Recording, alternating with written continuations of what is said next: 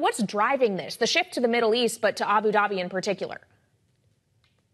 Well, if we think about what the crypto landscape has looked like for the last year or so, it's definitely been the US was the hotspot. But regulators there have not been as friendly as those overseas, particularly if we think about the likes of Binance, Coinbase, Kraken, all of those receiving attention from the SEC with complaints and some of them settlements. And so companies have been thinking, where can we go next? Where would there be a regulator willing to host us? And also, where would there be money? Where would there be investors willing to back us? And that, it turns out, is the UAE. Well, when you say investors willing to back, how does it rank in terms of other hotspots for that kind of investment? Is it starting to overtake other players, or it's playing a game of catch up still?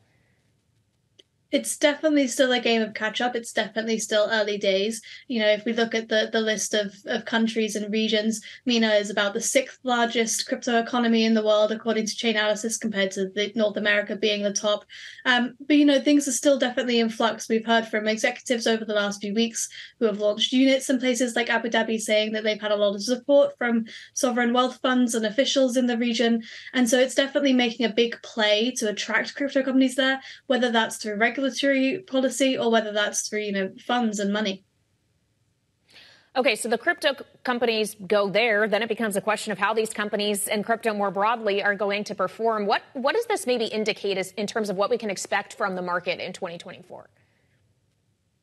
Well, the job now is also for crypto companies to convince investors in the region that crypto tokens are something worth buying, something worth investing in. If we look at assets recently, we have Bitcoin has risen about 150% so far this year. That's nothing to be sniffed at.